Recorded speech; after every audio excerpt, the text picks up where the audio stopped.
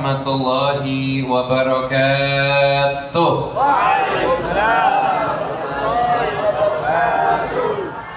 Saya hormati dan saya muliakan para habaib, para alim ulama, para asatidz, para kiai, teman-teman dari Majbur dan Sahibul Hajat, akhina Mas Indra serta Mbak Liana dan segenap keluarga besarnya.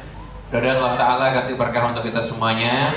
Dan sebelum saya menyampaikan apa yang akan saya sampaikan, mohon sama-sama hadiah surat Al-Fatihah untuk tempat yang baru dibuka ini, Balai Babakaran. Mudah-mudahan insya Allah jadi tempat yang berkah, mendatangkan rezeki yang berkah, yang halal, yang thayyib, yang berlimpah ruah dan mengalir dari segala arah, dan juga menjadi pintu-pintu kebaikan untuk semua umat Islam ataupun yang lainnya. Insyaallah ala hadhihi niyyah wa kulli niyatin salihah wa ila hadratin Nabi Muhammad sallallahu alaihi wasallam.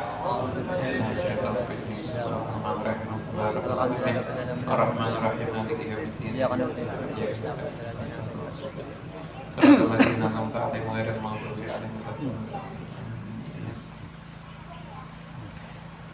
Hadirin para rawuh, para bapak, para ibu ingkang kula hormati, alhamdulillah malam hari ini mari sama-sama kita ngaji.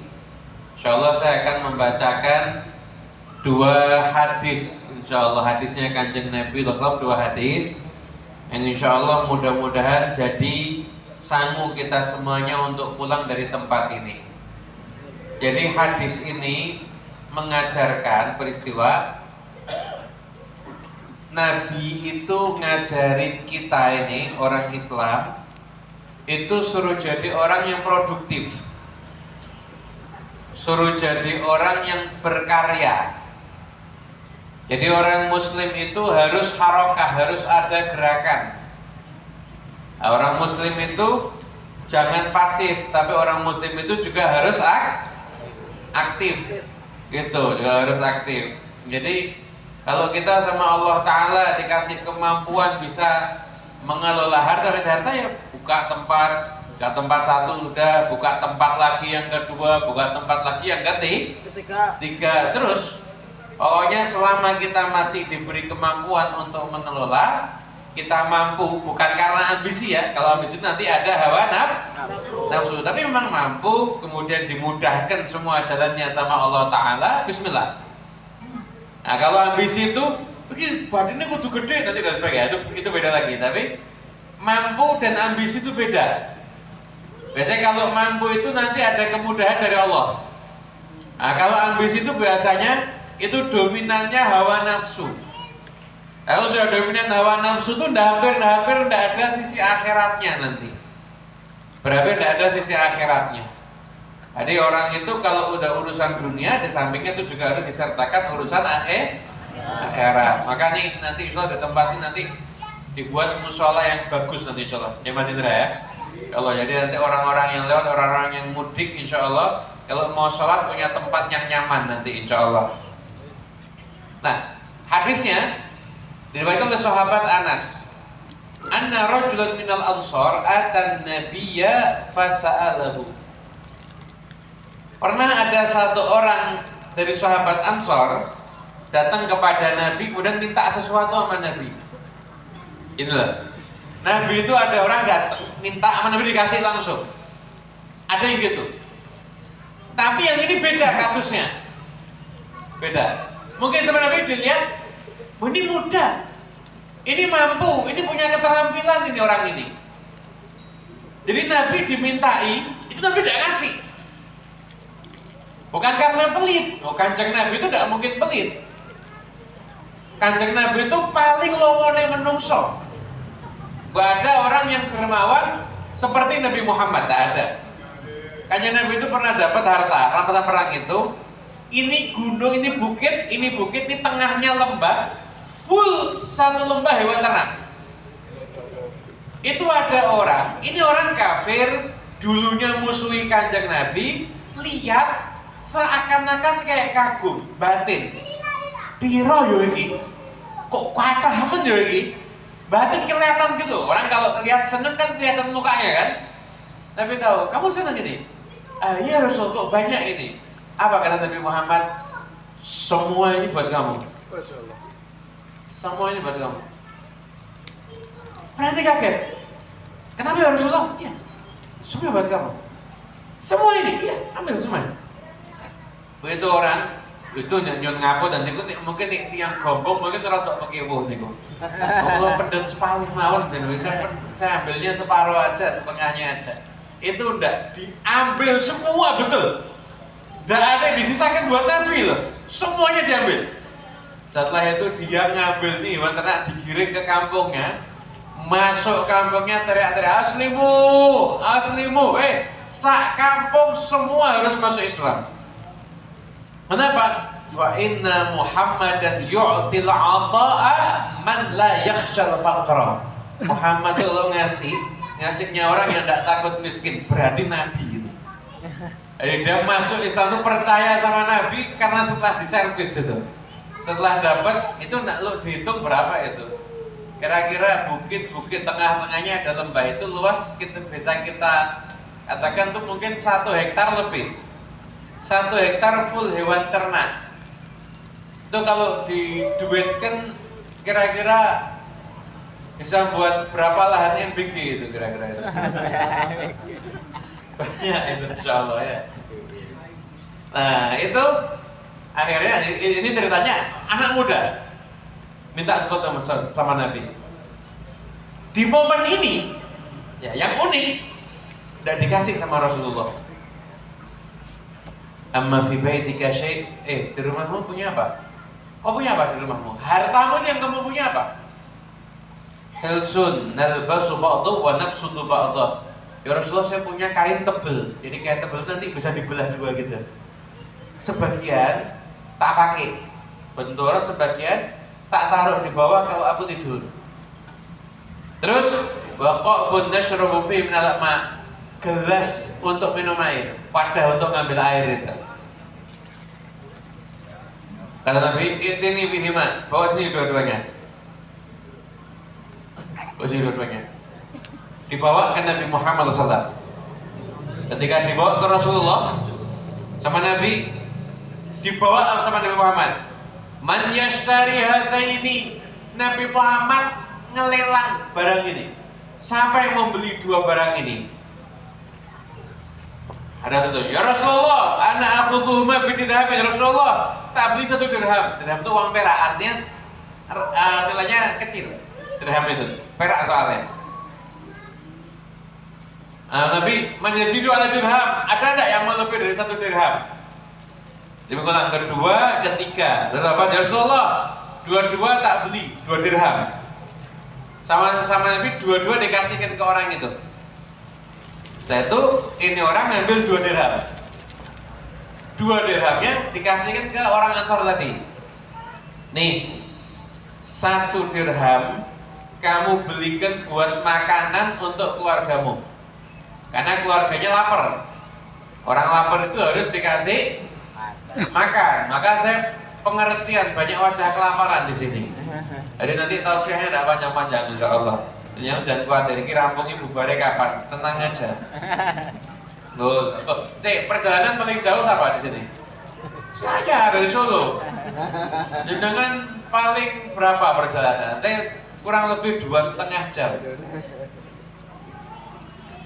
Terus berarti orang tadi punya duit berapa? Berapa dirham? Buka-buka sing kerso nyaut untuk 2 miliar.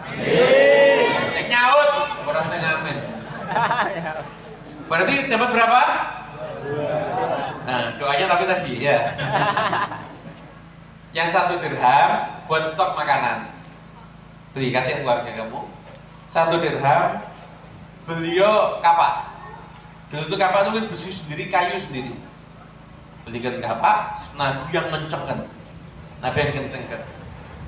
Kata Nabi, idhab fahtatib wabi wala aroyannaka 15 yawman. Kata Nabi, kau sekarang pergi cari kayu, pakai kapakmu ini kamu ambil kayu, kamu jualan.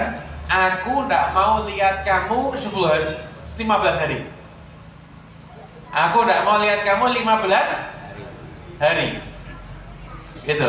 Mau lihat kamu 15 hari. Akhirnya anak ini, sahabat ini, kerjakan terus. Setelah 15 hari, balik sholat Kanjeng Nabi. Kau punya uang berapa?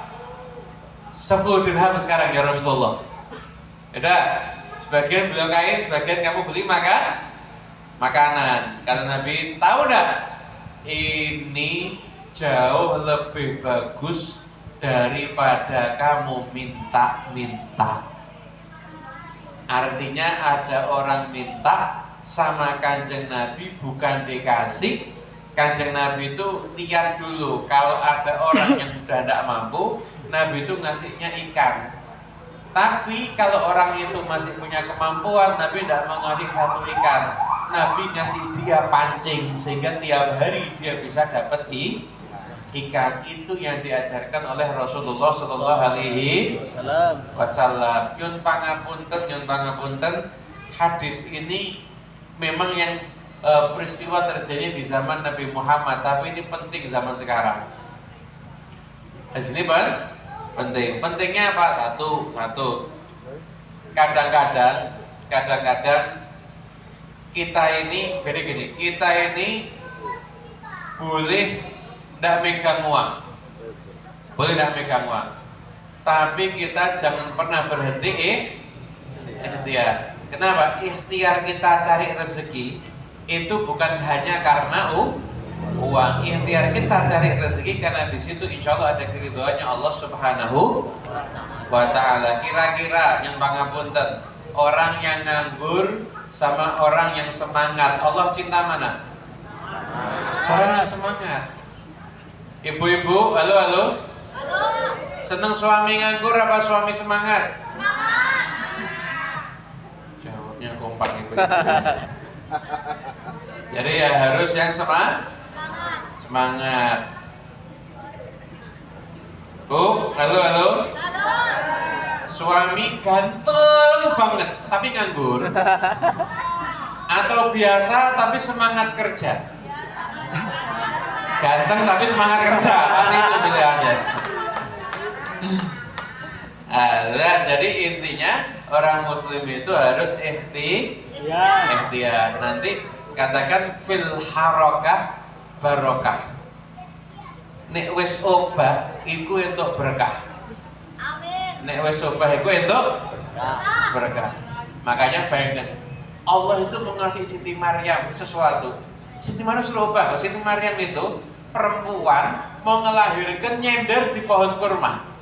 Jadi kan pernah tahu pohon kurma? Pohon kurma itu lebih kuat dari corcoran tiang ini loh. Kuat. Pohon kurma itu didorong orang 3. Obah aja ndak. Perempuan hamil senderan suruh goyangkan pohon. Kira-kira pohonnya goyang ndak? Goyang. Ndak goyang toh, Bu. Tuh pohon kurma jadi bayangkan kayak pohon apa? Pohon kurma itu besarnya luar. Pohon kurma itu kayak pohon beringin. Bu, jaringan goyang beringin, bisa nggak? Nggak bisa. Pohon kurma ini perempuan hamil, perempuan mau ngelahirkan, suruh goyang beringin. Obah nggak pohonnya? Nggak. Tapi yang obah siapa? Perempuannya kan? Wa huzzi ilaiki bijid'in nakhlati tusaqit 'alaiki rutaban janiyan. Gerakkan pohonnya. Bukan pohonnya enggak gerak, enggak mungkin gerak. Yang gerak tapi orangnya. Tapi satu pohon buahnya itu tuh turun. Artinya Allah Ta'ala mau ngasih rezeki. Kamu tuh gerak. Nanti Allah baru ngasih. Jangan kamu nyon-nyon ngapunten. Begitu ada lihat di Instagram, di TikTok amalan melancarkan rezeki, langsung diamalkan. Tapi ubah nyambut gaya orang tahu. Bukan itu. Orang itu juga harus harokah. Itu. Kadang bawa dagangannya ditolak, enggak apa-apa, usah cari tempat yang lain. Itulah dengan cari tempat yang lain. Kan nanti datang lagi diterima insya Allah ya. Amin. Nanti diterima. Hadirin yang dimuliakan Allah Ta'ala, itu yang terkait dengan harokah urusan rezeki. Rezeki itu pokoknya cari orang yang cari berkah. Kadang-kadang Allah Ta'ala itu muji orang, tapi Allah Ta'ala lihat kalau orang itu setelah diuji dia tetap semangat, ada semangat, tau enggak? Katakan semangat itu Ismullahil A'zam, ada nama Allah Ta'ala yang agung, ada nama Allah Ta'ala yang agung. Nama Allah Ta'ala yang agung itu, Allah Ta'ala yang agung itu yang siapapun kalau doa dengan nama itu, doanya tidak mungkin ditolak sama Allah. Doa dengan nama itu tidak mungkin ditolak sama Allah. Karena jenengan kalau tahu rahasianya Ismullahil A'zam, jenengan pengen doa apa? Doa apa, Pak? Duit. Bu, doanya apa, Bu? Umrah. Terus tunggu kowe kabul lagi. Duit. Ya. Berapa? 1 miliar. Kalau habis nanti ya minta lagi ya. Nah, itu yang dikatakan al-himmah, semangat itu Ismullahil A'zam, nama Allah Ta'ala yang agung. Bahkan ada hadis, yarzuqullahul 'abda 'ala qadri himmati. Allah Ta'ala itu kalau ngasih rezeki kadang sesuai dengan kadar semangatnya. Jadi kalau orang itu, maaf ya, jangan tiba-tiba lihat temen umroh atau temen haji terus jangan mikirnya gini, kapan ada yang bayari aku? Berarti semangatnya jadi orang melarat. Betul apa betul? Tapi lihat orang haji berpikir gini, kapan aku bisa bayari orang ke sana? Ini semangatnya dari wong sugih. Biasanya yang semangatnya tinggi, rezekinya ngikutin semangatnya. Makanya punyalah semangat yang tinggi, cita-cita yang tinggi. Makanya seneng ini Mas Indra, Masya Allah, sama Mbak Liana saya buka ke cabang roti ada, ayam ada. Ini sekarang apa lagi nih? Ikan dan lain-lain, pokoknya semua yang bisa dibakar. Masya Allah. Nanti insya Allah tambah tempat-tempat baru-baru lagi insya Allah. Ini berikutnya coffee shop. Amin insya Allah. Ya dan yang lain-lain insya Allah ya. Nah, jadi yang dimuliakan Allah Ta'ala itu yang jadi intinya orang itu harus semangat. Kemudian setelah itu saya itu coba ya bu, tadi kan saya sudah ngomong, suami semangat sama suami nganggur, seneng mana? Semangat. Tapi kalau sudah suaminya ikhtiar semangat terus tidak dapat, ojo dipaitu. Justru semangati, jangan dipaitu. Alah Pak, tanganmu ki ngadoh kok rezeki iki. Kowe coba kok ora entuk-entuk, ya jangan. Suami sudah ikhtiar, itu istrinya bantu nyemangatin, nanti rezekinya suami dilancarkan nama Allah. Amin. Atau enggak, kadang-kadang sebab lancarnya rezeki itu rumah tangga yang harmonis. Amin. Rumah tangga itu kalau rukun, adem, tentrem, Allah Ta'ala ngasih rezeki. Amin. Tapi rumah tangga ribut tok, sekalipun ada rezeki, rezekinya jadi tidak berkah. Jadi pengen rezekinya berlimpah dan berkah enggak?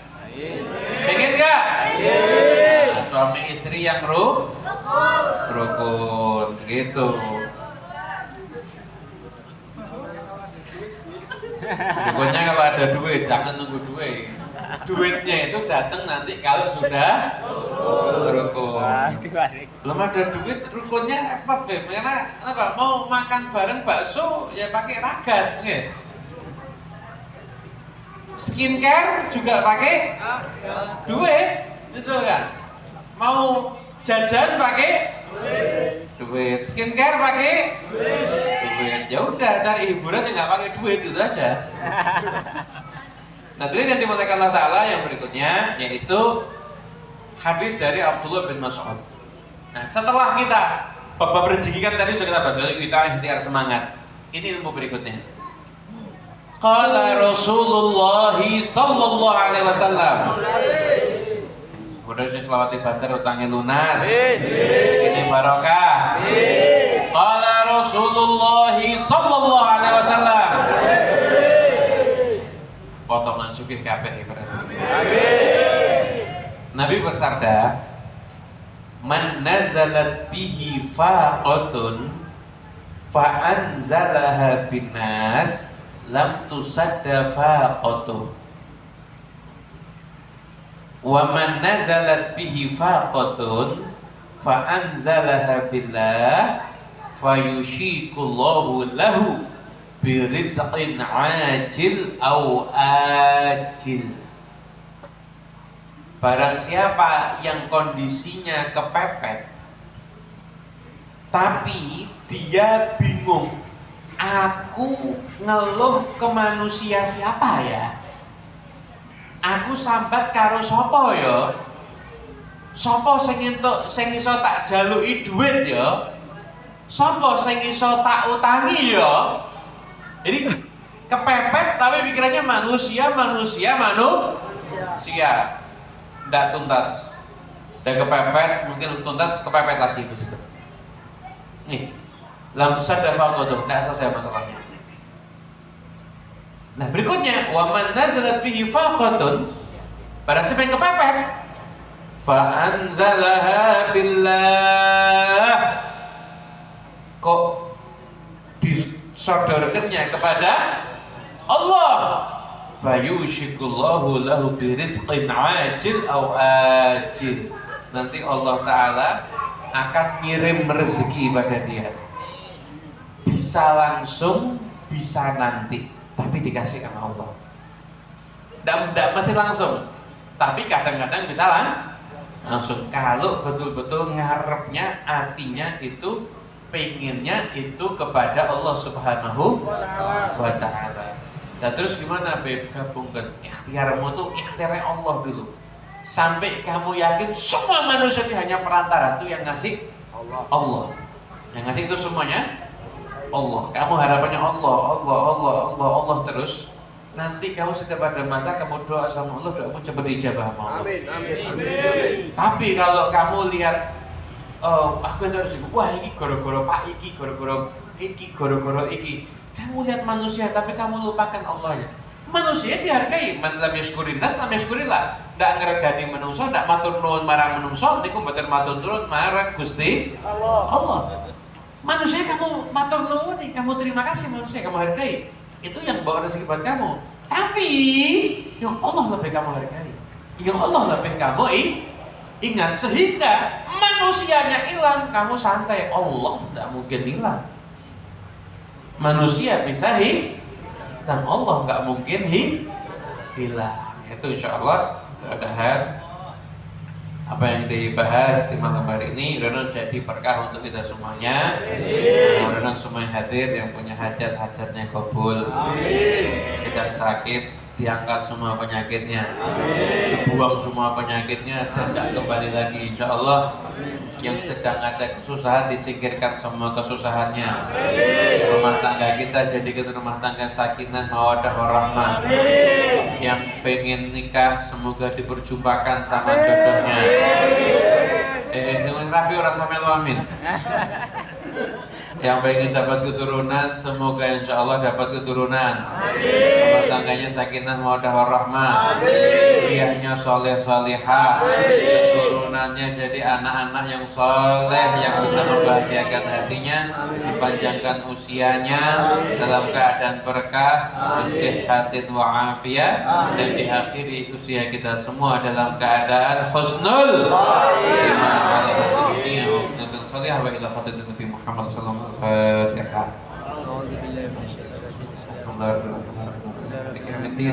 Iya kena betul iya kena sangat. Siratal ladzina an'amta 'alaihim ghairil maghdubi 'alaihim waladdallin. Amin ya rabbal alamin. Wa lakum minkum. Assalamualaikum warahmatullahi wabarakatuh.